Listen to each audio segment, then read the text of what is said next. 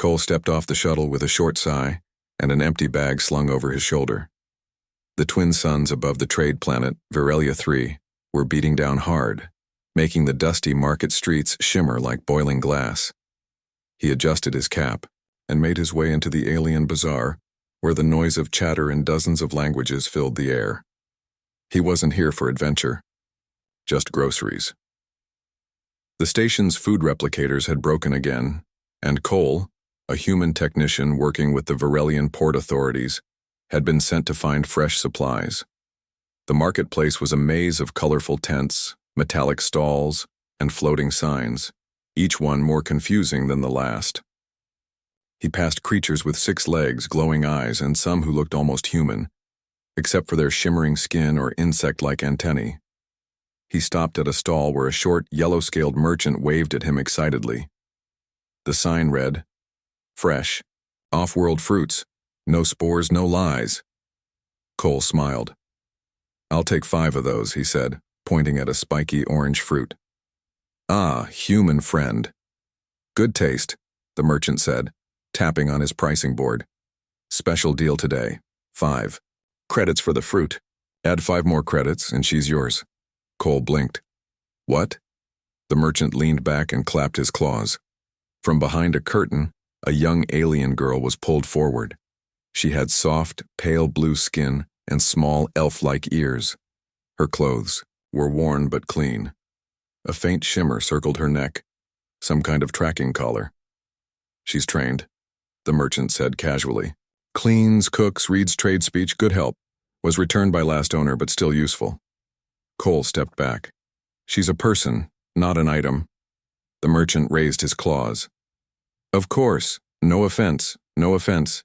She's not owned, just transferred, same as ship parts. Common here. You buy the contract, not her." The girl didn't move.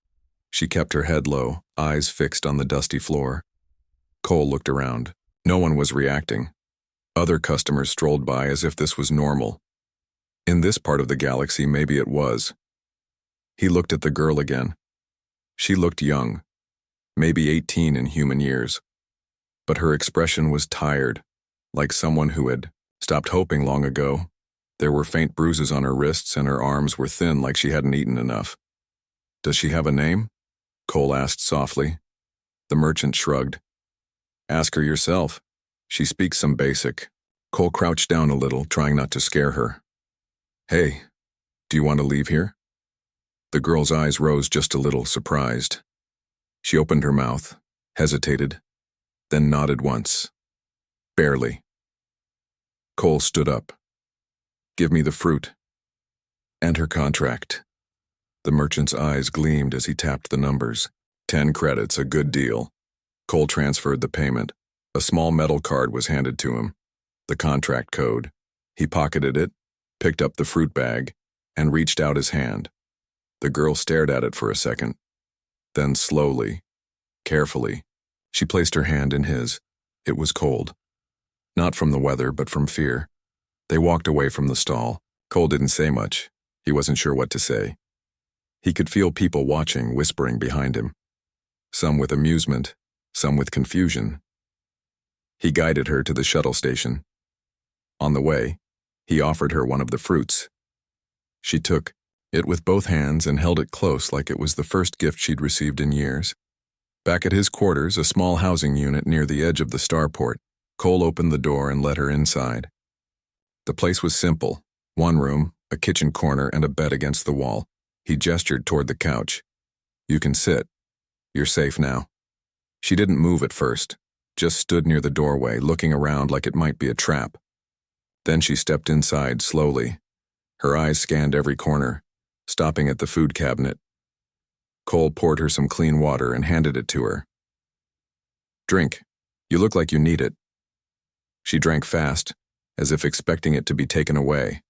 Then she finally spoke, her voice soft and a little shaky. "My name is Sari." Cole nodded. "Nice to meet you, Sari. I'm Cole." She bowed her head slightly, then looked up again.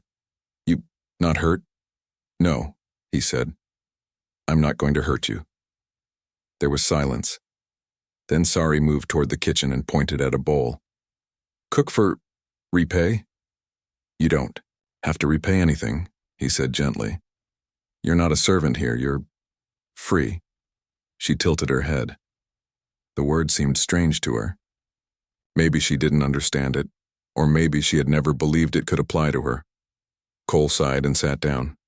He hadn't planned for this. He didn't even know if she had any legal rights here. But one thing was clear. She wasn't going back to that market.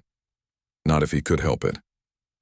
As night fell on the planet outside, the lights of the spaceport blinked in the distance like stars. Inside the small room, Sari sat quietly on the floor, holding the fruit he'd given her and watching Cole as if trying to understand who he really was. Cole leaned back against the wall and thought to himself, "This started with a grocery run, but I think I just changed someone's life." The morning on Varelia 3 began with soft yellow sunlight coming through the small window in Cole's room. The light fell on Sari, who was curled up on a floor mat, her arms wrapped around a blanket.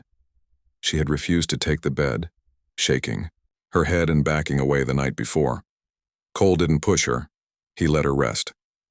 Now, as he sipped his hot tea and prepared a small breakfast, he looked over at her and wondered, what had she been through? What kind of life did she come from, where even safety felt like a trap? A soft sound made him turn. Sari had woken up and was quietly folding the blanket.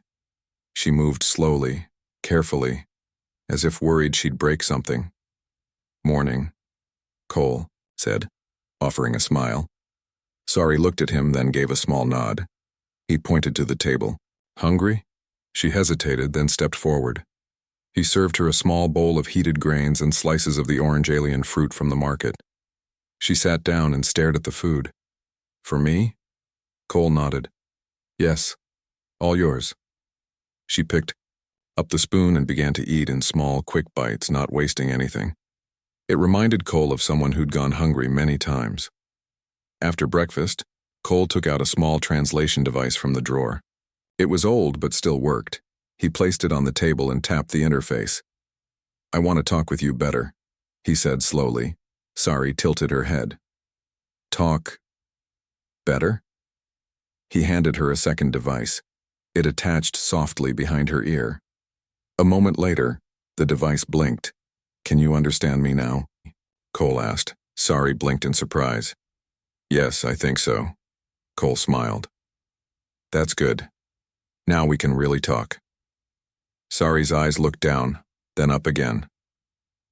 Why did you take me?" Cole sat down thinking. "I didn't plan to. I only wanted groceries, but when I saw you, I couldn't walk away."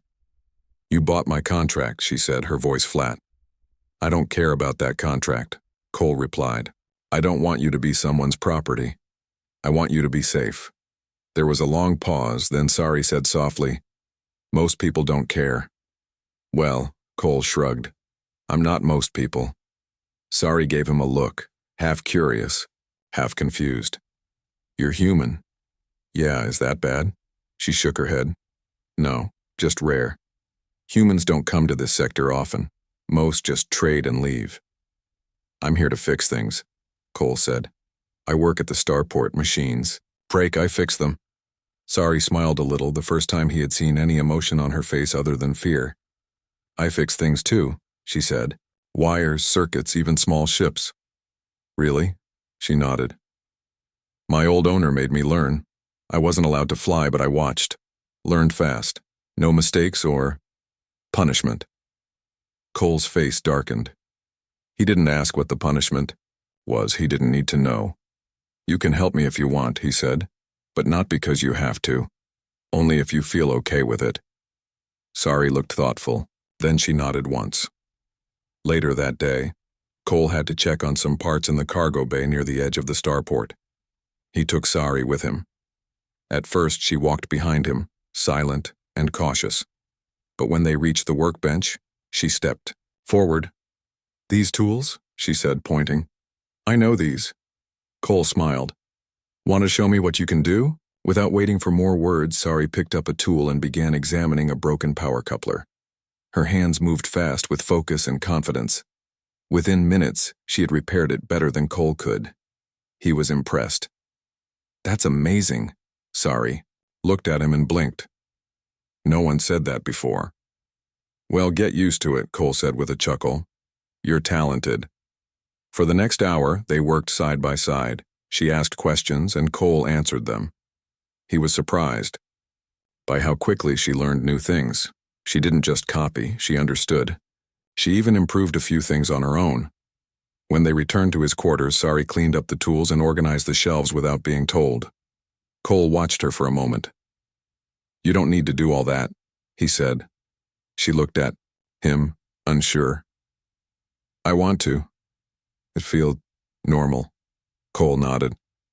Okay then. But if you ever just want to rest, that's fine too.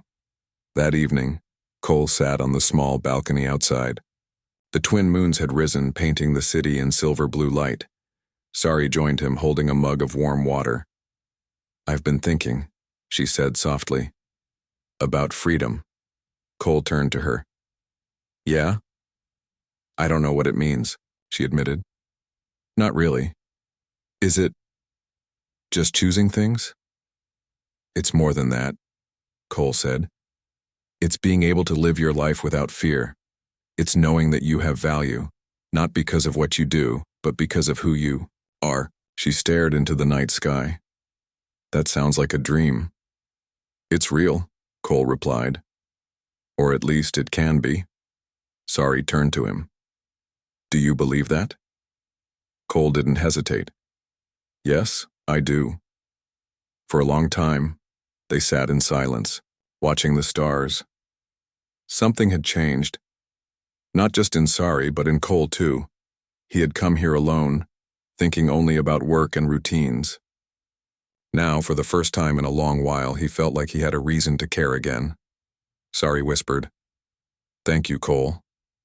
He looked at her. You don't have to thank me. Just be yourself. And for the first time, she smiled. Truly smiled. It had been 4 peaceful days since Cole brought Sari home from the alien market. In that time, his small home had changed. Tools were now neatly arranged, meals were shared at the table, and quiet conversations filled the air each night. Sari was learning fast. She helped repair small machines, cooked simple meals, and even asked questions about Earth. She smiled more often, and her eyes no longer held the same fear. But peace doesn't last forever, especially in a place like Virelia 3. Cole had just returned from his shift at the starport when he noticed something odd. His door panel had scratches near the lock. Not deep, but fresh. He frowned and walked inside. Sorry? I'm here, she answered from the kitchen. She turned around. With a plate in her hands, her smile fading as she saw his face. Something wrong? Cole pointed to the door. Looks like someone tried to get in. Her hands trembled slightly. She placed the plate down and moved closer. The merchant. He might want me back. Cole's jaw tightened. He sold the contract. He can't just take you. But if he tells others, Sari looked down. Some don't care about laws. They only care about credits. Cole took a deep breath. He had seen this kind of thing before. Dirty deals, silent trades, threats that hid behind smiles. The merchant had probably realized too late that Sari was more valuable than a simple sale. Let's stay alert, he said, and tomorrow I'll talk to someone at the port's legal center. We'll get your status confirmed. The next day, while Cole gathered documents for the legal office, Sari stayed home. She kept the door locked and worked on a small communication device she had been building from spare parts. She had learned about encryption from her old captors. Now she used that knowledge to send a silent message to the station's internal network, just a safety signal in case something happened. That evening, Cole returned with a look of concern. They said the merchant has ties to a local gang, he explained. He might try to reclaim you using private force. Legally, he shouldn't. But out here, rules bend. Sari nodded. Then we must prepare. I've got a backup plan, Cole said. I still have a shuttle pass to the old repair hangar. If things go wrong, we hide there. Sari looked thoughtful. I have something to show you. She walked over to the corner and picked up a small memory chip. This is why he might want me back. more than just the sale. What is it? Cole asked. When I was in his service, I was sent with smugglers on silent trips. One time we visited a forbidden sector. I saw a structure there, ancient, not like anything I'd seen before. I copied its location into this chip. Cole stared at it. You have coordinates to unknown alien tech? Sari nodded. Yes, I didn't know what it was, but the merchant did. He tried to take the chip, but I hid it. He gave up. Until now. Cole's heart pounded. This wasn't just about a contract anymore. It was about something much bigger. That night the knock came. It wasn't gentle. Cole motioned to Sari, and she slipped behind the kitchen wall. He opened the door slightly, and 3 figures stood outside. All wore dark clothing and had strange tattoos glowing under the moonlight. Evening, one of them said. We heard you picked up something special from the market. Cole kept his voice calm. I bought fruit, the man chuckled. Funny, but we're not here for jokes. The merchant wants the girl back. She doesn't belong to you. She doesn't belong to anyone, Cole said firmly. The men stepped forward, trying to push the door open. But before they could, a loud burst of electricity zapped from the side wall. The lock panel flashed red, and the door sealed tight. Cole smiled. You just triggered a security net, one of the men cursed. He's got a defense system. From behind, Sari activated a control pad she had hidden. The lights in the hallway flickered. The building's emergency systems triggered a false alert, forcing nearby drones to scan the area. Sirens began to wail. The gang members panicked. Let's get out of here. They ran off before the patrol drones arrived. Cole looked at Sari. That was fast thinking. I learned from the best, she said quietly. The next morning, Cole took Sari to the old hangar near the edge of the port.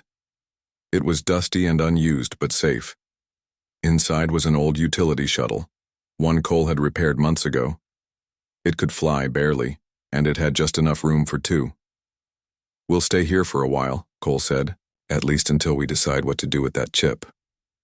Sari sat inside the shuttle and looked around. I never thought I'd be hiding again. But it feels different now. Because this time, Cole said, you're not hiding alone. She looked at him, then reached into her pocket and handed him the chip. This is yours now. I trust you. Cole took it and nodded. We'll figure this out together. Outside, the world of Virelia 3 continued to spin, unaware of what was unfolding in the quiet hangar. But inside, a human and an alien girl, 2 souls from different worlds, had started something much bigger than they ever expected. The old hangar was quiet, except for the soft hum of the power core keeping the small shuttle alive. Dust floated in the air, lit by rays of sunlight breaking through cracked panels in the ceiling. Cole stood near the control board, examining the chip Sari had given him. Sari sat on a nearby crate, her arms around her knees. She looked calm on the outside, but Cole could tell she was nervous. He connected the chip to a secure reader and watched as star maps flickered on the screen. Coordinates appeared, numbers that didn't match any known system on public record. A strange symbol blinked at the bottom corner, ancient, triangular, almost glowing. What is this place? Cole asked. I don't know the name. Sari replied. But I remember what I saw.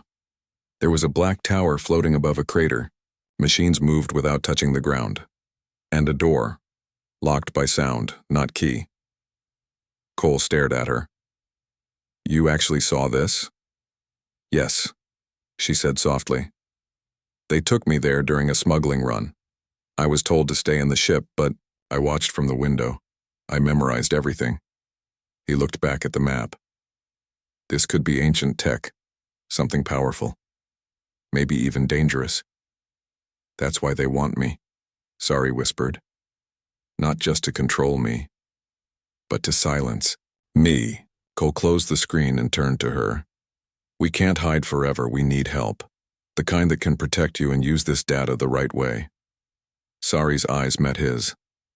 The human embassy? He nodded. They won't ignore something this important. And if we bring them proof, they'll give you full protection. Sari took a deep breath. Then we go. Before leaving the hangar, Cole loaded supplies into the shuttle. Water, rations, power cells, and a basic med kit. Sari checked the engines and made adjustments to the navigation system. You sure you can fly this thing? Cole asked with a smile. I never flew before, Sari replied, but I studied enough. Besides, you're here to correct me if I crash. Comforting, Cole joked. They launched quietly, using the shuttle's low-power thrusters to avoid attention. As the hangar door opened, the sky above them turned a deep blue, fading to black as they rose toward the stars. The journey to the embassy station would take 4 hours. During that time, they sat together in the small cockpit. Cole piloted while Sari stared out the window. I used to dream about escaping, she said softly, but I never thought I'd fly through the stars like this. You earned it, Cole replied. You're stronger than you think. No, she said. You gave me a reason to believe again. As they neared the station, alarms suddenly rang in the cockpit. Ship following us, Sari said quickly. Small, fast, not a patrol. Cole checked the scanner. It's them, the gang. A black ship was gaining fast behind them. Its weapons were charged and it sent no communication, just a silent chase. We can't outrun them, Cole said. Too fast. Sari's hands moved quickly over the controls. I'll take us into the asteroid belt. They'll have to slow down or crash. Cole raised an eyebrow. That's risky. Sari smiled for the first time in hours. So are we. The shuttle dipped sharply, entering the edge of a thick asteroid field. Rocks the size of houses floated all around them. Sari flew with skill, weaving between spinning stones and narrow gaps. The enemy ship followed, but with less care. It scraped against a large rock, sparks flying. They're falling behind, Cole said. Good, Sari answered. Let's vanish. She took them deep into the field, then cut the engines. The shuttle floated silently behind a large asteroid, shielded from scanners. After a few minutes, the enemy ship passed by, searching but not finding. They're gone, Cole said with relief. That was amazing. Sari turned to him. I had a good teacher. Hours later, they reached the human embassy station, a clean silver ring floating in orbit above a peaceful moon. It welcomed them in with a coded transmission. They landed safely, and as they walked through the station halls, Sari held on to the chip tightly. Inside the meeting room, a human officer named Captain Ray greeted them. We received your message, Ray said. You said you have coordinates to a lost alien site? Cole nodded. Not just any site. This one might be ancient tech, something the local gangs want kept hidden. Ray looked at Sari. And you? Are you the source of this data? Sari stood tall. Yes. I memorized it and protected it. I want to share it now. Ray took the chip and plugged it into the system. Maps appeared and Ray's eyes widened. This matches no known records, she said. If this is real, it could change everything. But there's danger, Cole added. The group who chased her won't stop. Ray nodded. Then we'll protect her officially. She'll be listed under Human Alliance protection. Sari's eyes filled with emotion. You mean, I'm safe now? Ray smiled. You're more than safe. You're valuable and free. Later, as Cole and Sari sat in a guest room aboard the embassy, silence filled the space, but not the kind from fear. It was peaceful, calm. Sari looked at her hands, then at Cole. I don't know what comes next. We figure it out, Cole said, one step at a time. Do you think they'll try to take me again? Maybe, he said honestly. But this time they'll have to go through me. And the humans. She smiled. Then I choose to stay. Cole looked at her surprised. With me? Sari nodded. You didn't just rescue me. You saw me. Outside, the stars blinked quietly in the sky, and for the first time in her life, Sari knew she had a choice, and she had made it freely. 2 weeks had passed since Sari gave the coordinates to the human embassy. The mysterious data was now being studied by scientists and researchers, and multiple exploration teams were preparing to visit the ancient alien site. Everything had changed. But for Cole and Sari, life had only just begun to feel normal. They were no longer hiding. Sari had been given a protected status under human law. She wore no collar now, only a small translator in her ear. The fear in her eyes was gone, replaced with quiet confidence. She had even started wearing clothes of her own choice, simple, soft fabric in shades of blue and silver. Cole walked beside her through the busy hallways of the embassy station. Today, they were heading to the council room for one final meeting. Captain Ray had called them in for an important discussion. As they entered the room, Ray greeted them with a firm nod. "Good to see you both. We have some decisions to make today." Sari sat down, calm but alert. Ray turned on a screen. "The site you revealed is real. Our scouts confirmed your memory was exact, every detail. The technology found there is powerful, and dangerous in the wrong hands." Cole leaned forward. "So what happens now?" "We're forming a team to protect the site," Ray said. "But more than that, we need Sari to speak, to testify in front of the Galactic Ethics Board. Her story might help us stop the black market trading of living beings." Sari looked surprised. "Me? Testify?" Ray nodded. "Only if you choose to. We won't force you." Cole placed a gentle hand on Sari's arm. "It's up to you, but your voice could change things for others. Like you." Sari thought deeply. The memories were hard, and the pain still echoed, but then she looked at Cole. He had believed in her when no one else did. He had risked his safety for hers, and now she had the chance to help others who might still be trapped. She took a breath and looked up. "I'll do it. I want to help." Ray smiled. "Brave choice. We'll prepare you for it." Over the next few days, Sari trained with communication officers. They helped her speak clearly, taught her about legal terms, and even helped her control her nerves. Cole stayed close by, offering support whenever she needed it. Each night, they returned to their small living space. They shared simple meals, fixed small tech gadgets, and sometimes just sat quietly watching the stars outside. One evening, as they sat on the viewing deck, Sari turned to Cole. "When I was in that market," she said, "I thought my life was over. I had no hope." Cole didn't say anything. He just listened. "But you didn't treat me like a problem. Or a price tag. You treated me like a person." "Because you are," Cole said softly. She smiled. "You helped me find something I didn't know I had myself." He looked at her, then gently asked, "What will you do after the hearing?" Sari paused. "I've thought about that, and I want to stay with you, if you'll have me." Cole felt warmth in his chest. He nodded. "I'd be lucky to have you stay." The day of the hearing arrived. The Galactic Ethics Board was a virtual council made up of leaders from multiple systems, some human, some alien. Sari sat before the screen with Cole behind her and Captain Ray beside her. She took a deep breath and began. "I am Sari. I was taken from my home when I was young and sold between different owners. I was treated like a tool, not a person. I was never allowed to speak freely or choose anything for myself." The council members listened silently. She continued. "One day, a human man came to buy fruit and ended up saving my life. Not because I was useful, but because I mattered. And that simple choice gave me back my future." She held up the small memory chip.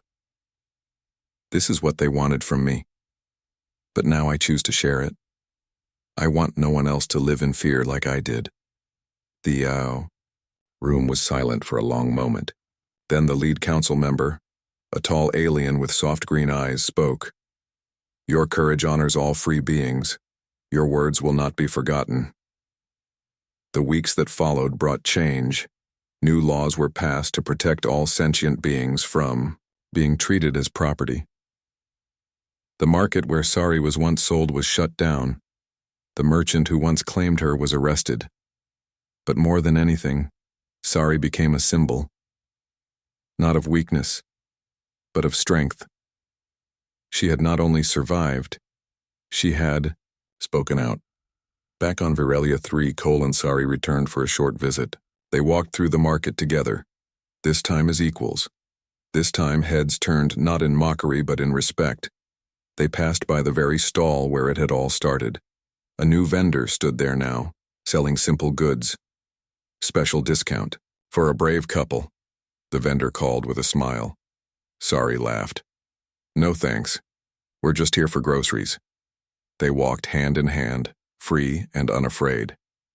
That night, as the twin moons rose, Sari stood outside Cole's home, watching the stars. He joined her, placing a blanket around her shoulders. What are you thinking? He asked. She smiled up at the sky. That I used to believe freedom was just a dream. But now, it's real. He nodded. Because you chose it. She turned to him and said softly, And I choose you too, Cole. From now on, always. Cole took her hand, and together they looked out at the stars. No longer lost, no longer afraid. Just two souls who had found each other in the most unexpected way.